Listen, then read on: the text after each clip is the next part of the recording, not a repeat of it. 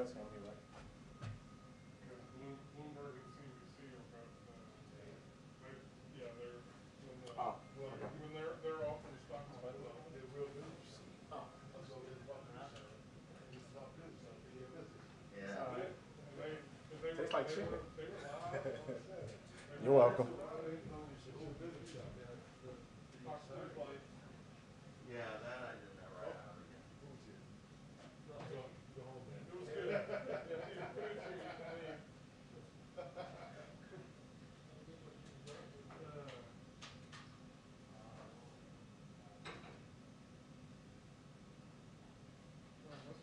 It's definitely time to get nervous, so walk this year. Oh, Andy today took his jacket off. He's getting down to business. He's getting down to business.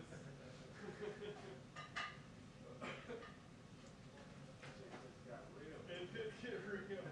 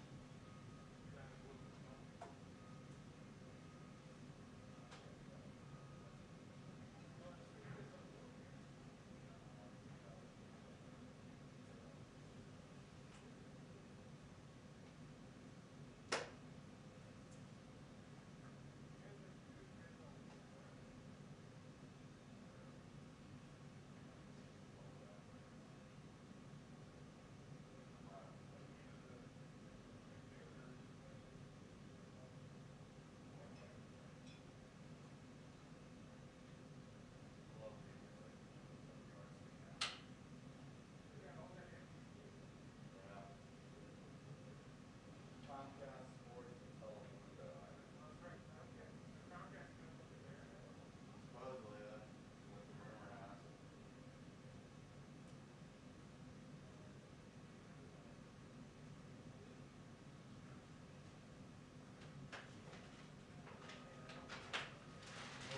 Get down. Ready yet? Hey, that's a long time, man. Hmm? Ain't done this in a long time, man. ESPN's gonna carry the practice round starting at noon. They are good. CBS always has, gymnastics has a isolated camera number 12. Yeah. All the individual players. Yeah. What's for lunch? Tacos. I'm at 4-7, Craig. No. You look good, Craig.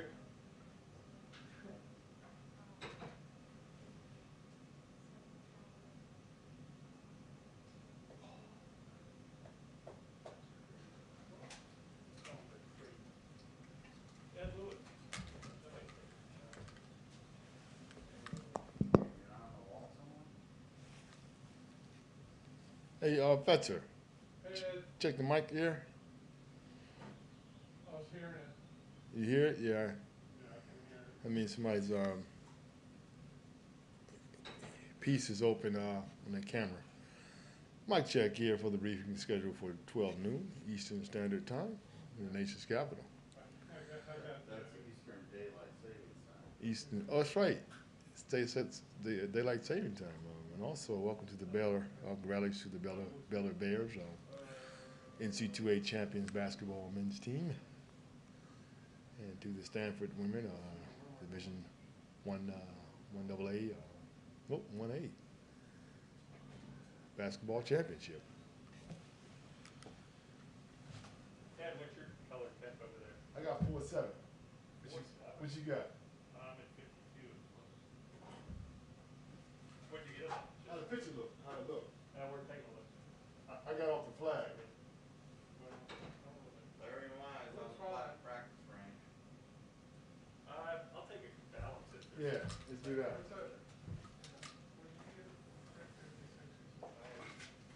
Just where the camera parts flat.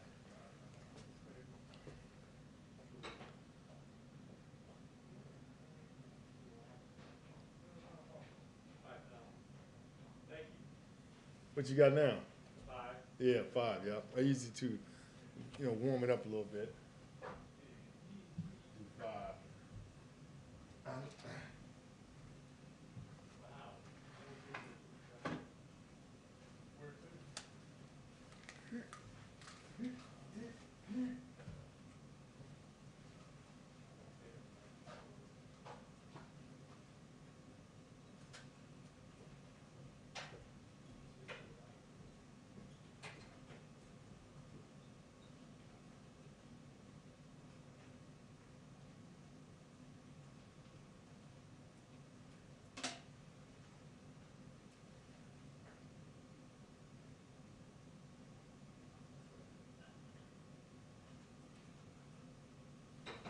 It's more of a natural color there.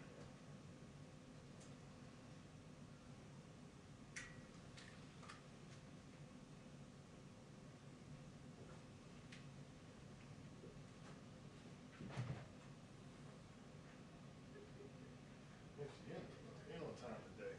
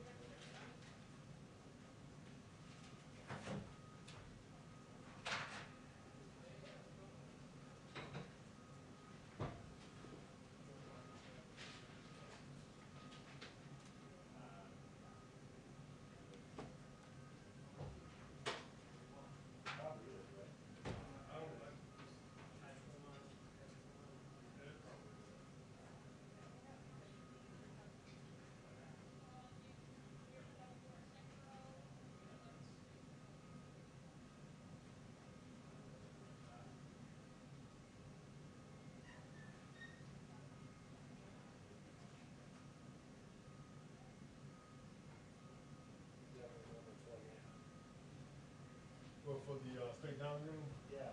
Yeah. Go for it. First one A.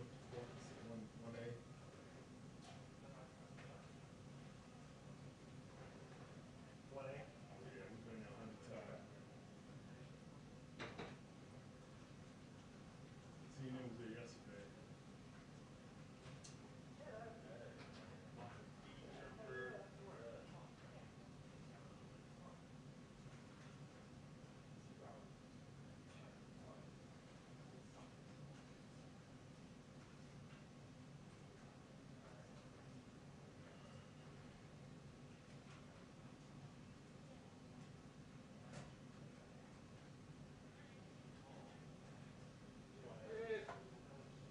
So you getting ready, y'all? So that'll be my little 1-1.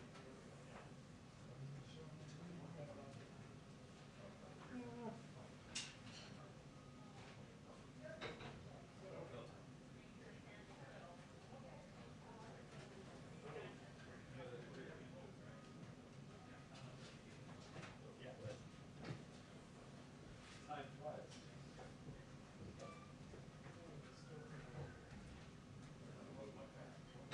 Oh, next time you pick it back on my desk, it's dead. I'm not gonna talk to it again.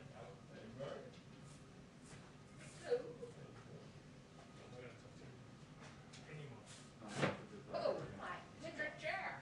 What a something here. All right, you okay? Yeah, I think it's every chair. Is it the humidity?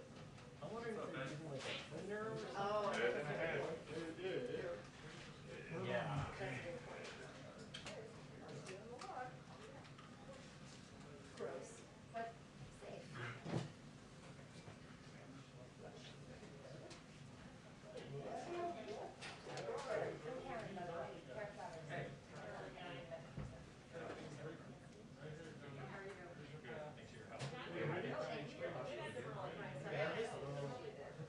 Thank you for offering us stuff on the bill sometimes. Yeah. About 30 years ago. It seems like all the stuff. It's good. Not anymore? We just don't have a dedicated. I mean, so a lot of times we just kind of on the fly, like if I'm up there, Yeah. you know, two others, we'll sort of figure out, all right, who wants to Together get and this. then Yeah. forget and rejoin. That's Sign right. it. We're Travis doing. Yeah. That's great. Whoever wins, John. Yeah, that's true. Better not be a break, Matt. Yeah.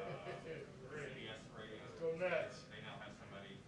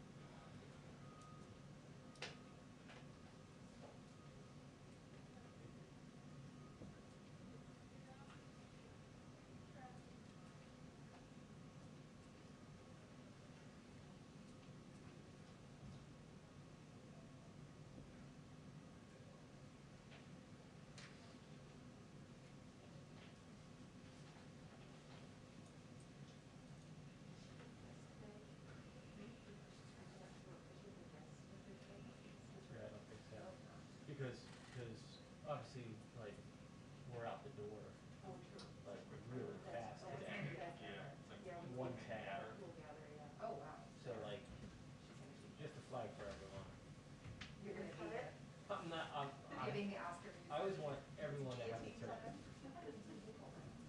Yeah, I count and I look around. But like, everyone should get a chance. Everyone should get a chance, and then like,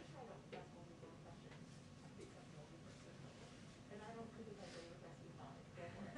um, Just when it's 6, then you must start criticizing everything. so that's just my Up to big 5. thing. And then like, roughly like 45 minutes plus or minus, depending. That's reasonable. But like, Especially today. but like if there's guests, it's all. That's half. Like everyone's good.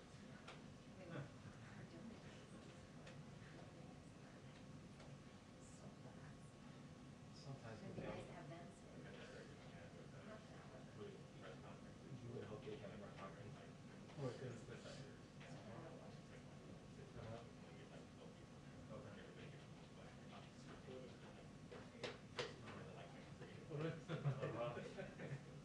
Excellent opportunity.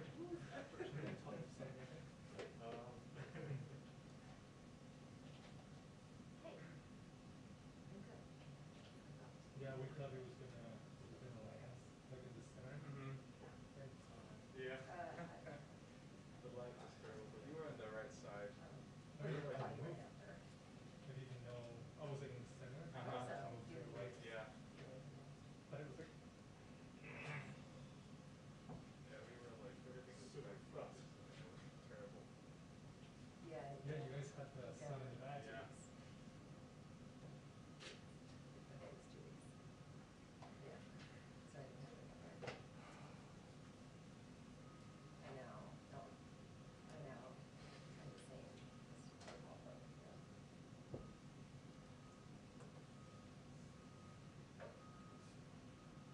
I hung up after, or during one of them.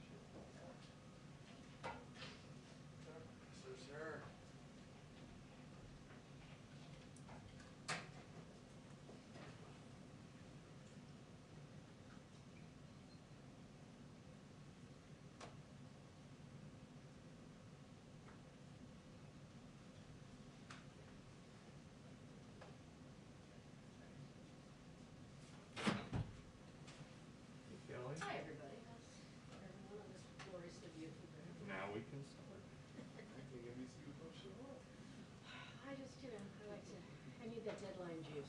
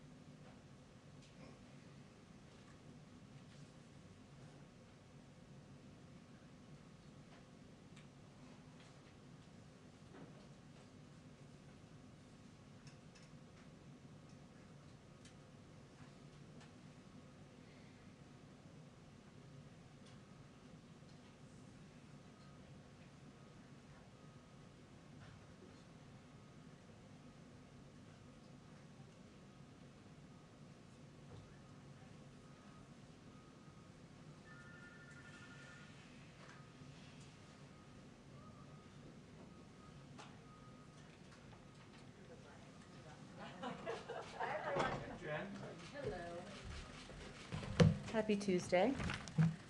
No bunny today, I promise. Chicks, perhaps? Chicks, maybe, candy. A couple of updates for all of you at the top. We provided a bit of an update on what the Jobs Cabinet has been up to since the President announced the American Jobs Plan last week, so just wanted to provide you a little bit more of an update. As we noted yesterday, they've been hard at work throughout the congressional recess, making calls to Democratic chairs and Republican ranking members of the relevant committees and to appropriators. They've led briefings for major House and Senate caucuses. Secretary Buttigieg will meet with the moderate New Democrats caucus this week.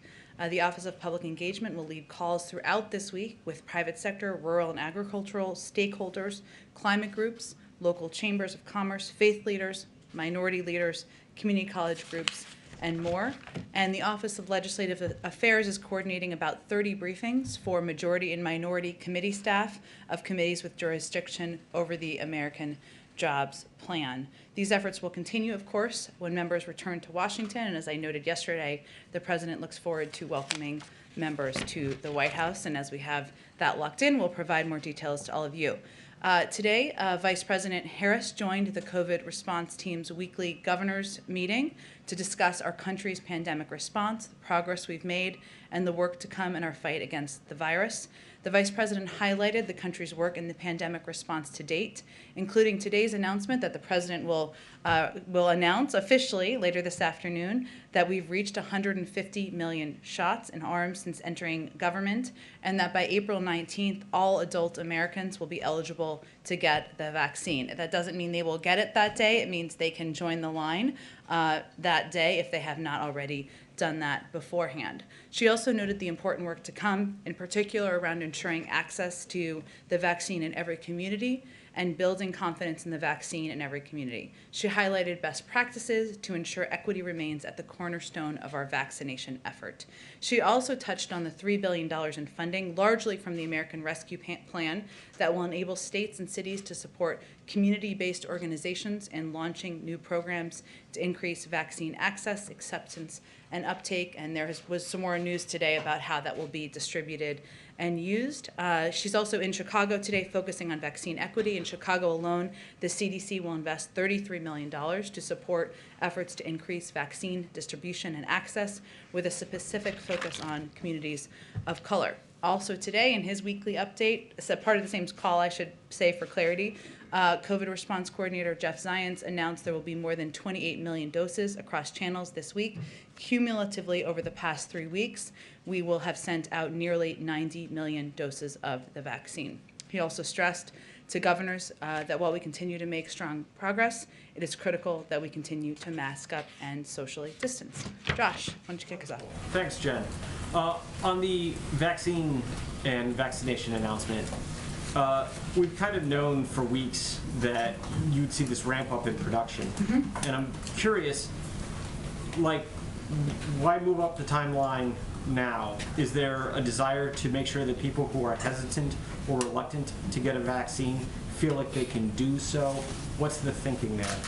Well, first, the president had already announced that he was asking states to move up their timelines. So this is more providing clarity to the American public who may tune in to the president's remarks or clips that you all share on the news, that they're all eligible. It provides clarity, it reduces confusion, and it ensures that Americans who are not yet vaccinated, who are looking to get vaccinated, they know they are all eligible, all adults, I should say, on April 19th. And then, secondly, it's been about a week since the president announced his infrastructure plan. Lots of states, counties, cities are wondering how they would qualify for any money. Do you have any details on what that process would look like? Sure. Well, first, ultimately, it will be up to Congress, and something we'll have a conversation with members and committees about. That's part of why it's so important to engage at a committee level and staff level. And many of you who have been through a journey like this before know this, but let me just reiterate some of the pieces of the process. Funding for transportation projects can typically be allocated through two different types of grants, and we expect a mix to be discussed, either formula grants or competitive grants. So formula grants are allocated to states based on certain criteria, like the number of miles on an interstate highway or a population in a given urban area. Most of our existing transportation funding flows through formula grants, which gives states a lot of flexibility on how to prioritize and spend their federal dollars based on what their needs are. Competitive grants are a more targeted way to direct funds to specific policy goals, often based on criteria set by Congress. For example, the popular Tiger Grant program that was set up in the Recovery Act considered how a project could contribute to job creation, and that was one of the big factors that was determined as programs were being, or states were applying for funding. We've also mentioned the administration's proposal for a competitive grant program to fund 10 of the most economically significant bridges in the country. So that type of application would be through competitive grants. So again, this is something that we will be working through with Congress, with committees of jurisdiction. Though it will be a mix of those two type of grants would be our expectation. And as states who all have excellent questions, including local reporters we engage with, that is what they can expect in terms of the process. Go ahead. Thank you. The FBI keeps a watch list with information about people who are known or reasonably suspected of being involved in terror activities. 2 people on it from Yemen have been apprehended at the border. How concerned is President Biden about terrorists possibly trying to take advantage of gaps in the border to get in and kill Americans? Well, first let me convey that these type of incidents are very uncommon, and CBP and DHS can speak more to the timeline and the specifics, of course, in these particular cases and encounters. But encounters of known and suspected terrorists are very uncommon. They do underscore the importance of the critical work that is done on a daily basis to vet those at the border. DHS works not just at the border, as you know, but also with international partners to share intelligence and other information, including to prevent individuals on certain watch lists from entering the United States. They adjudicate individuals encountered at and between ports of entry against several classified and unclassified databases. So while this is rare, this is a reflection of them doing their jobs. Another quick one about the border. The DHS secretary is reportedly looking to finish some gaps in the southern border.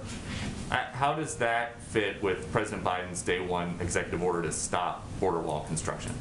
Well, wall construction remains paused to the extent permitted by law. So some has already been funded through congressional authorization and funding allocation. But as agencies develop for a plan, it's paused while agencies are developing a plan for the president on the management of the federal funds. When the administration took office, as you referenced, funds had been diverted from congressionally appropriated military construction projects and other appropriated purposes toward building the wall. And wall construction was being challenged in multiple lawsuits, for much of the wall, I should say, not all of it, by plaintiffs who alleged serious environmental and safety issues. Under those circumstances, federal agencies are continuing to review wall contracts and develop a plan to submit to the president soon. It is paused. There is some limited construction that has been funded and allocated for, but it is otherwise paused. And then, is the White House concerned that Major League Baseball is moving their All-Star game to Colorado, where voting regulations are very similar to Georgia? Well, let me just refute the first point you made. First, let me say On Colorado, Colorado allows you to register on Election Day. Colorado has voting by mail, where they send to 100% of people in the state who are eligible applications to vote by mail. 94% of people in Colorado voted by mail in the 2020 election.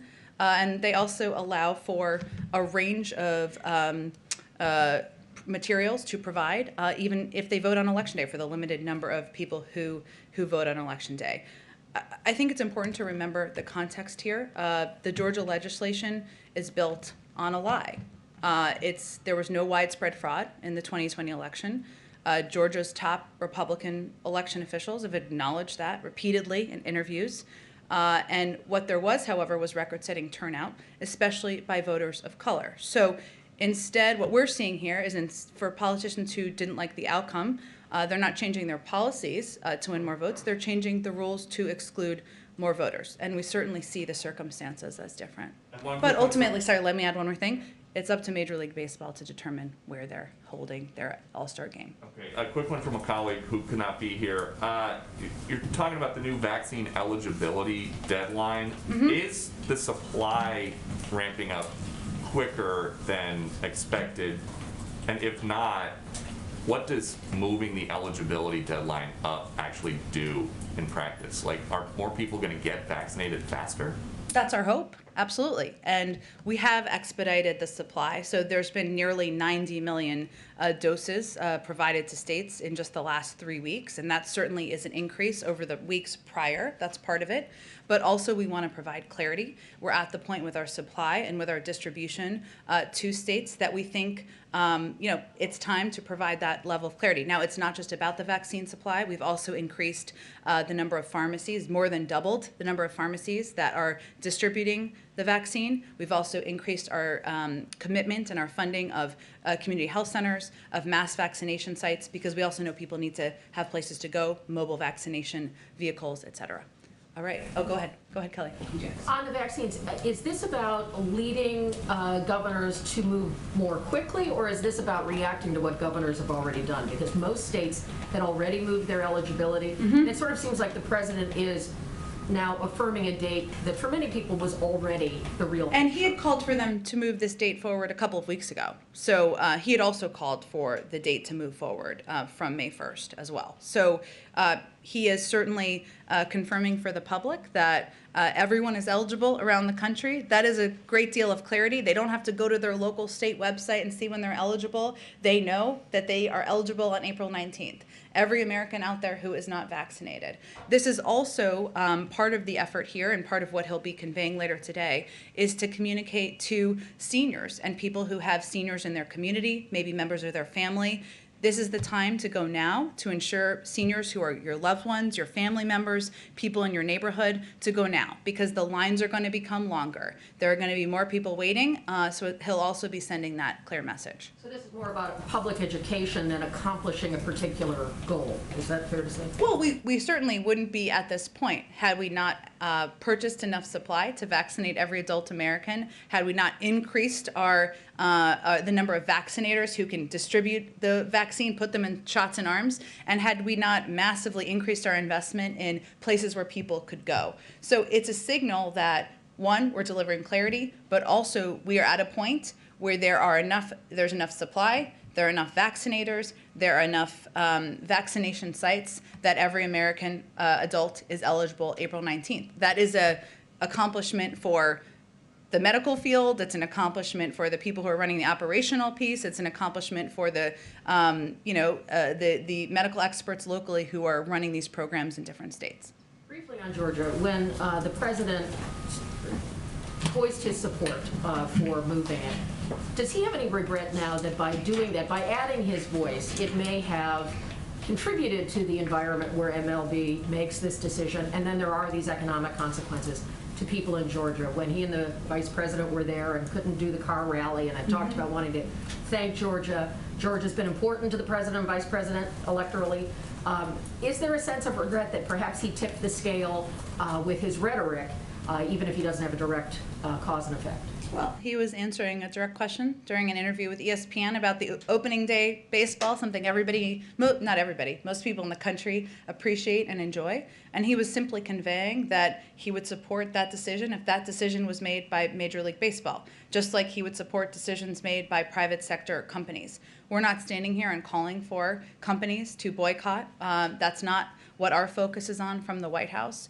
We do believe that the focus on Georgia and is a reminder that, and should be a reminder, I should say, that this is much bigger than Georgia, that Georgia was just one of the first states to act on a concerted effort to use easily disprovable conspiracy theories to fuel their attempts to make it even harder for eligible Americans to vote.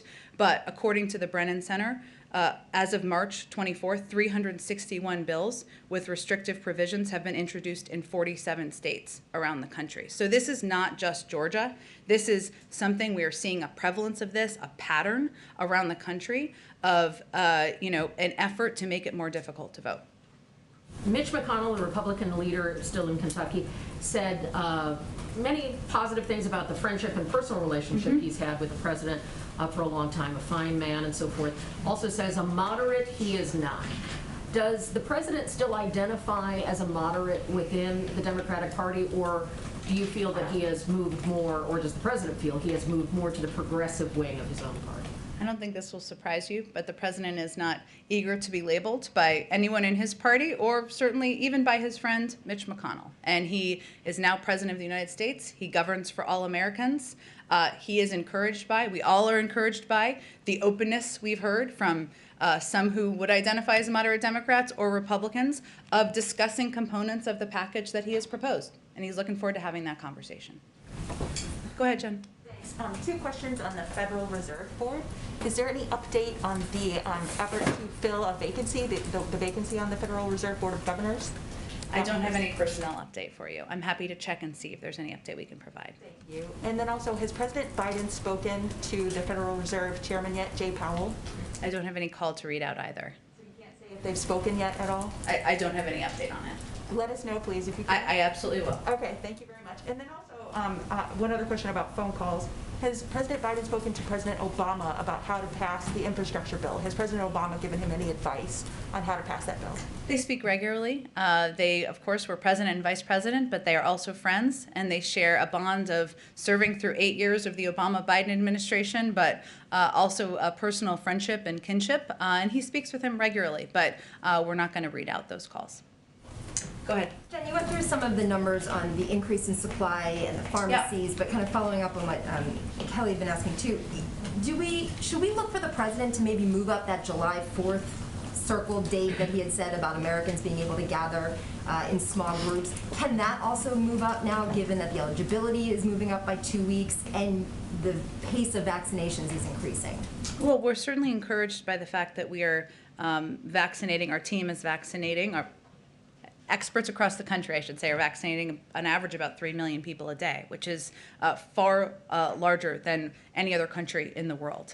But we know that it's not just about having the supply or eligibility. It's also about people in the country, eligible adult Americans, going to their community health center, going to a mass vaccination site, going to a pharmacy to get vaccinated and get that shot in their arms. So any changes we would make in advising the public, we would certainly do in close coordination with the advice of the CDC and our health and medical team.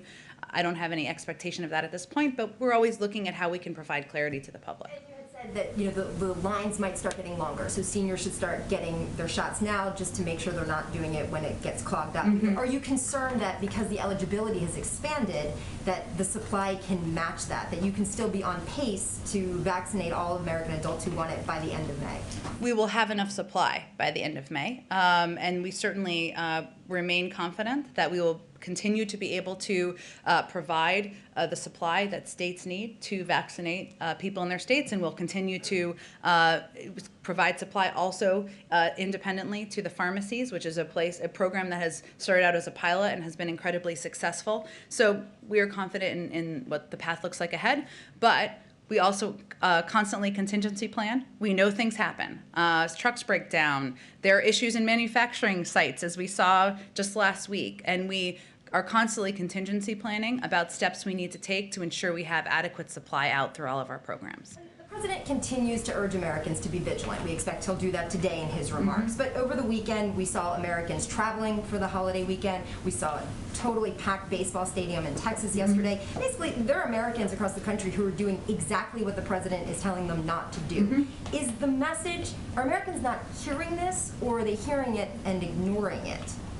You know, I think the president recognizes that this has been a long and difficult journey for the American public. The country has been shut down in one form or another for more than a year now, and people have missed birthday parties, weddings, baseball games, going out to restaurants.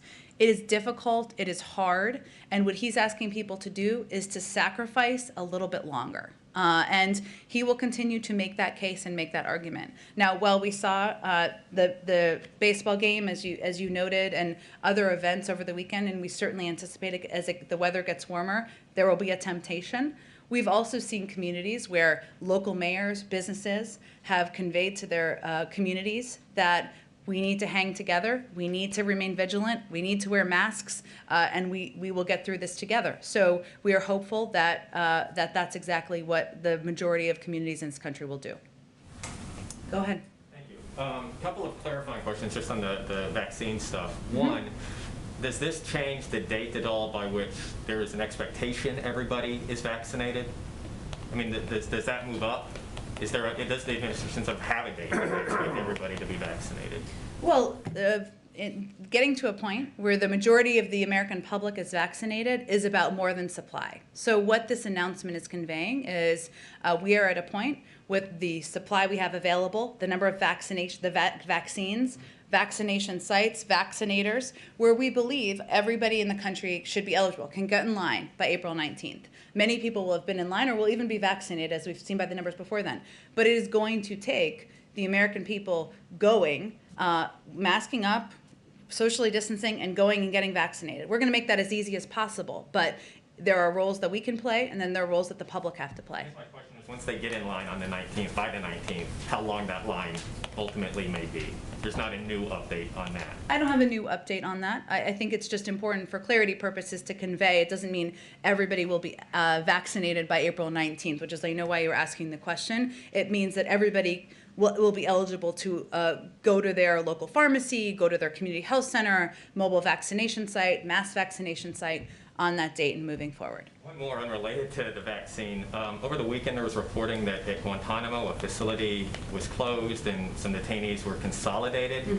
Is that indicative at all of the Pentagon's review of closing Gitmo, of the president's plan and a timeline to potentially make that proposal to close Gitmo? The president remains committed. That is his desire and the outcome he would like to see. Obviously, that process would be overseen by the Department of Defense, so I would refer you to them for more specifics about those moves and that announcement. Go ahead. So another foreign policy question. President Zelensky of Ukraine, he has said publicly that that country needs to join NATO to avoid a war in the Donbas region with Russia. We know that he brought that up on his call with the Canadian Prime Minister. Did he bring that up with President Biden on their recent call? And I guess more importantly, what is the president's view on that issue? Well, one, that has long been the aspiration of Ukraine, and one that has been raised in a range of conversations with U.S. officials over the course of several years. I would defer to them. We would, of course, defer to the Ukrainian government on reading out what they raised on the call with the president. But you know, in addition to in addition to our reassurances that are consistently made to Ukrainian officials of our support for them and support for their sovereignty. We're also discussing our concerns about the increase in tensions and the ceasefire violations, regional tensions with NATO allies, and certainly would be here to hear from them, as we have for years, about their aspirations and the process they need to go through. But as far as an official White House position on whether they should be able to join NATO soon? is their position? Again, it's been an aspiration of Ukraine's for some time. We've long been discussing that aspiration with Ukraine. We are strong supporters of them. We are engaged with them in working to push back on the destabilizing actions. But that's a decision for NATO to make, and we'll continue to be, recipients of their interests. Okay, and you said a minute ago that the Georgia voting rights law was based on a lie. Mm-hmm. We had a poll yesterday that showed that more than half of Republicans believe that the election was stolen from Donald Trump, and that the Capitol riot was led by left-wing agitators. Is there a public policy response to disinformation? Well, first, to disinformation in general. Look, I think that the prevalence of disinformation is something that is of concern to the president. He believes there is a range of reasons for it. Some relate to the platforms. Some relate to the individual actors who are promoting and provoking destabilizing activities and actions through their rhetoric. He's spoken to that in the past. This is certainly an issue that the president is focused on, and he will work with his team on addressing through policy measures, but I don't have anything to preview for you. Okay, just one more quick thing on the American Jobs Plan. Mm-hmm. There's a Moody's estimate that you have cited. Basically, their estimate is that 2.7 million jobs will be created over 10 years if that plan is passed as it's been proposed. I think that works out to something like $850,000 per job. Given that, are you open to ideas about a more targeted way, a cheaper way of achieving the same goal in terms of number of jobs created? Well, we're always open to hearing from members of Congress and on their ideas and what they think should be a part of the package. At the end of the day, the president's red line is inaction. He won't tolerate inaction on rebuilding our nation's infrastructure, something that has long been outdated. He believes that we need to invest in that so we can improve the lives of ordinary Americans and make it easier to do business. He also believes that investments in long-term economic growth will create good-paying jobs. There was another study that showed that about 75% of these jobs, a Georgetown study I should say, would go to workers who did not have college degrees. And that is certainly a population in this country that needs extra assistance, and it would be highly targeted in helping give a leg up to people who need that help. He also believes that we need to invest in order to help us outcompete China and invest in our own emerging economies to do that, and that we need to invest in the American people, that the American people are the backbone of our nation's, of our country, and that is part of our proposal in this package. Go ahead. Thank you. Just two questions. One on vaccine again. Is there any thought being given to a federally organized vaccine passport of some kind?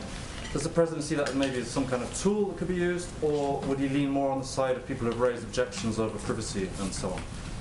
Well, let me be very clear on this. I know there's been lots of questions. The government is not now, nor will we be supporting a system that requires Americans to carry a credential. There will be no federal vaccinations database and no federal mandate requiring everyone to obtain a single vaccination credential. As these tools are being considered by the private and nonprofit sectors, our interest is very simple from the federal government, which is Americans' privacy and rights should be protected, and so that these systems are not used against people unfairly. There is a movement, as you know, in the private sector to identify ways that they can return to events where there are large swaths of people safely in soccer stadiums or theaters, and that's something that that's where the idea originated, and we expect that's where it will be concluded.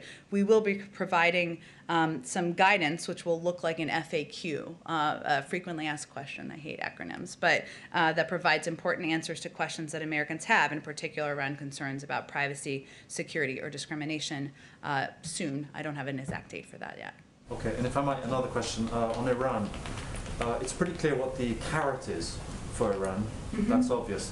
But given that the previous administration, just battered them with pretty much everything it had, apart from war, what's left in terms of the stick when you're entering these negotiations? what is left actually apart from war? What would Iran want out of it? Is that No, what I'm you're saying, asking? what's the stick? You're coming with a carrot, right? Which is, we'll bring you back in and so on. You dismantle all this stuff and, we'll eventually give you sanctions relief. That's pretty clear. But they withstood the sanctions under the Trump administration. And, and they in fact only increased their activity in the nuclear Well, if field. you go back historically just a few years before the Trump administration to the Obama-Biden administration, sanctions were put in place which incentivized, in many ways, getting them to the table to have the discussion about the joint plan of action. So, look, I would say at this point, today's the first day of discussions. As you know, these discussions are happening in Geneva, and they are happening through our European counterparts and partners. We expect them to have difficult portions. We expect this to be a long process, and we, continue to believe that a diplomatic path is the right path forward, and there are benefits to all sides. When the Trump administration pulled out of the joint plan of action, what they left us with is a far decreased visibility of Iran's nuclear capability, of inspections at their sites, of an understanding of how close they were to acquiring a nuclear weapon. That's not in anyone's interest, certainly not the American people. Go ahead. Jen, Senator Schumer's office said last night that the Senate parliamentarian had ruled in favor of additional reconciliation bills. I wondered if the administration had any view on that ruling. And in light of this ruling, is this the likely path that the president will take with the Senate in terms of getting this infrastructure bill across the finish line? Well, the president continues to believe, less than a week after he announced the plan, I'll say, that there's a bipartisan path forward. And we are encouraged, not just by 80% of the public that believes that it is long overdue to invest in infrastructure, that not just roads, rails, and bridges, but there is a way we should, a role the federal government can play in rebuilding the infrastructure of our economy and helping support American workers for the 21st century. This is a mechanism, as you know, reconciliation is a mechanism for passing budgetary bills in Congress. We will leave the mechanisms and the determination of the mechanisms to leaders in Congress. But right now, less than a week after he announced the American Jobs Plan, our focus is on engaging with Democrats and Republicans, with staff, with committee staff, inviting members to the White House next week, and we are encouraged by some of the statements that have been made about components of the package where we could find agreement. On infrastructure, some Republicans have quibbled with the way infrastructure should be defined in the bill. Does the president feel he has to convince Republicans of what should be used in an infrastructure bill before he can actually persuade them to vote for it? Well, I'll give you a little bit of a homework assignment. There are some Republicans who have previously called for investment in workforce development as part of comprehensive infrastructure investment. Some have called for that. Some have previously called for investing in broadband and the expansion of broadband as a means of expanding infrastructure. Some even have reference to replacing pipes as a means of infrastructure. So I would suggest that many of their constituents would be surprised to hear that those are not infrastructure projects, and I'm sure with a little Googling, you can all figure out who those all are. Go ahead in the back. Hi. At his press conference, the president said our children and grandchildren will be writing doctoral theses about whether democracy or autocracy succeeded. What's his own measure for success there? Is it American GDP versus Chinese GDP ultimately, or is it the sphere of influence of both countries around the world? It's a big, broad question. A good one. Look, I think the president is, when he talks about that, he's not just talking about economic growth and development. That certainly is part of it. He's also talking about our values and what message we send to the world and to our children. And so it has quite a broad meaning. And that's, I think, reflected, I should say, in how he has approached his presidency and identify the crises we're facing. You know, I think he has grandchildren now, so maybe he wants the rest of us to be able to tell our grandchildren, what role did we play in addressing racial injustice? What role did we play in addressing the climate crisis? What role did we play in helping rebuild the workforce of the future? And what role did we play in standing up for our values around the world? So has quite a broad meaning, but you know, I think that's a reflection of his approach to his presidency. Is he using the competition with China point as a sort of key selling point with Republicans on infrastructure and perhaps in a way that an appeal in other areas is not going to work? The idea that there's a danger of falling behind China, does he hope pragmatically that will strike a chord?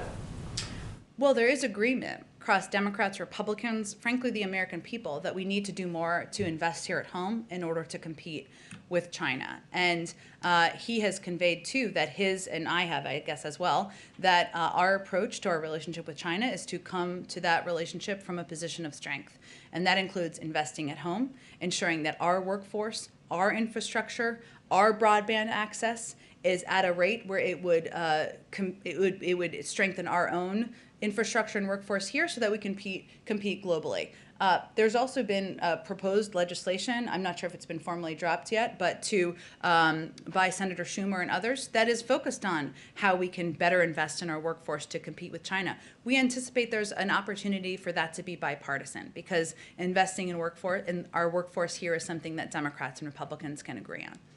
Quick other thing, is the president disappointed by the pace of vaccine distribution in the District of Columbia, and does it potentially strengthen the argument for statehood? Well, he's spoken about statehood in the past, but I would say that, we track every community, we track every state and locality and how distribution is going and how to improve it and make it more effective. And we work very closely with leaders. One size doesn't fit all. In some cases, that means we increase distribution to pharmacies, we increase distribution to mobile vaccine sites. And so that's certainly something that's ongoing with leaders around the country, including, of course, with leaders in the District of Columbia. Go ahead in the back. Oh, go ahead, Nadia. Oh, thank you, Jen. I want to follow up on the Vienna talks.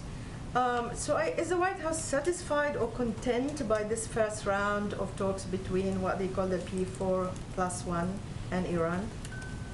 Well, we're only on the first day. So I will allow the team that is negotiating on the ground to give more of an assessment of how they feel the talks have gone. Explain, if these talks are indirect between the Europeans, the Russians, and the Chinese and Iran, why do you have a high-ranking U.S. official in Vienna, since you don't want to talk directly with the Iranians? Well, I think it's important to convey to our partners, our P5+1 partners too, that we believe diplomacy is the best step forward, is the most appropriate step forward. And Rob Malley, who is somebody who's experienced, who's been a part of negotiations in the past, is certainly an appropriate level individual from the government to be there. So is the White House position till now that no lifting of any sanctions until Iran complies? Well, I think we expect that, as I conveyed yesterday, that a big part of the conversation will be how Iran can come back into compliance and what would be required of the United States. But we've been clear that we are not anticipating any steps at this moment. We'll allow the negotiations to continue. And allow me on Iraq. Tomorrow, you're going to hold a strategic dialogue between the United States and Iraq. As you know, the president has been talking about reviewing troops numbers all over the world, including Iraq. Is this a topic that obviously high and center on these talks? What do you expect from these talks? How are they different from the previous one under the previous administration? Well, these meetings will further clarify that coalition forces are in Iraq at the invitation of the Iraqi government and solely for the purpose of training and advising Iraqi forces to ensure that ISIS cannot reconstitute. And I think that's a difference from how it was described previously. This will also be an important opportunity to discuss our mutual interests across a range of fields, from security to culture to trade and climate. And obviously these are proceeding soon, and I'm certain we'll have a readout once the discussions conclude. Thank you. Go ahead. Thanks, Jen. Bloomberg reported earlier today that President Putin plans to take part in the virtual climate summit later this month. Has the Kremlin reached out to confirm his attendance? I'm sorry, say the last part one more time. Has the Kremlin reached out to confirm his attendance? We've invited about 40 heads of state to attend the climate summit, and I expect as we get closer, we'll have confirmation about who will be participating in the summit. Okay, and one more. Senator McConnell's comments yesterday to encourage Republican men to go get a vaccine. Was the White House in touch with Senator McConnell as part of the effort to address vaccine hesitancy, or was the president in touch with him before he made those comments? I don't have any private conversations to communicate about, but certainly we see it as a positive for any member of Congress, Democrat or Republican, to be out there advocating for their supporters, people who follow them, who listen to them, about the safety and the efficacy of the vaccine. Go ahead. Thanks, Sean. Following up on some of what Ken was asking about reconciliation, for there to be a sort of second bite at the reconciliation apple, so to speak, it would have to be by the end of this fiscal year. And concerning what you just said about President Biden, the only red line is inaction. Does President Biden see there being any deadline for Congress to move on the jobs plan? Would you like to see it by the end of the fiscal year or by the end of the calendar year? He'd like to see progress by May and certainly a package through by the summer. And then on Afghanistan, we're getting very, very close to the May 1st deadline to pull out the remaining 3,500 troops. It doesn't, frankly, look like the White House is going, or the administration is going to meet that deadline. Why, at this point, should the American people have confidence in your ability to finally end this war if you're not going to meet sort of this initial deadline? Well, first, it wasn't a deadline we set, but this president, has conveyed that it would be difficult operationally to meet the timeline of getting all troops out by May 1st. He has also consistently, over the course of the last decade, spoken out about his concerns about the war, and that has consistently been his view, even back when he was vice president and it wasn't aligned with everybody else in the administration. So that should hopefully give people confidence about his commitments, but it's also an important decision, one he needs to make in close consultation with our allies and also with our national security team here in this administration, and we want to give him the time to do that. Go ahead in the back. Good afternoon.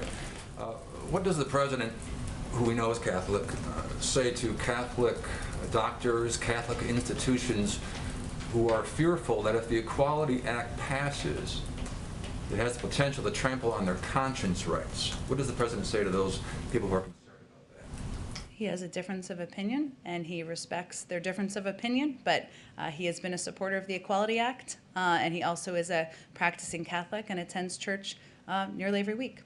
Go ahead, Kelly. Oh, go ahead. Yeah. Separate question here.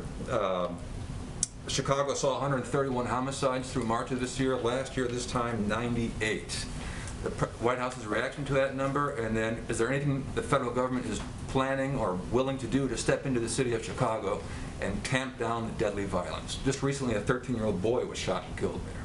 Well, I appreciate you raising the fact that there's a prevalence of violence, sometimes at the hands of guns, something the president has fought for throughout his career, which is ensuring that we put in place more gun safety measures. We work with communities to invest in community violence prevention. He's actually proposed funding to do exactly that, something that many groups support because they believe in order to reduce violence, in order to address the prevalence of violence in communities like some in Chicago, that we need to spend the money from the federal government to do exactly that. Can the federal government put any resources right now, immediately, rather than waiting for laws and waiting for community events or what have you to take place? People are dying on the streets by the day. I appreciate you raising it because one thing we don't talk about enough is the fact that beyond mass shootings, there are additional people who die in cities, sometimes young kids, nearly every single day as a result of violence. He has proposed funding. We would support acting on that, and that's what we'll continue to advocate for. I think we got to move on. Go ahead, Kelly. Is the administration looking at how you're going to talk about the number of jobs created from the infrastructure package? Because citing the Moody's numbers from Secretary Buttigieg and Brian Deese talking about 19 million, when that was really talking about a much longer time frame. So since you aren't giving us administration-centered numbers, how can you add some clarity to where the numbers for jobs should be if the Secretary and Mr. Deese overshot in their comments? Well, I think as the secretary said in an interview yesterday, it is important to be clear and to be specific about jobs numbers to provide clarity to the American people. And it'll be hard to have state by state, we'll have state by state fact sheets out soon, I think, but it'll be hard to have state by state job creation numbers because we won't know the specifics because of all of the bidding processes that will take place as it relates to infrastructure. But Moody's ran an analysis that showed that the economy would create 19 million jobs over the next decade if Congress passes the American Jobs Plan, almost 3 million more than if it doesn't. So that is what the impact would be of the American Jobs Plan, 2.7 million to be totally clear. These are millions of jobs that won't be created if Congress doesn't act to pass this plan. We see that as a positive, but we also will be very clear and articulate exactly what numbers of jobs it will create. Thanks, Jim. Thank you, everyone.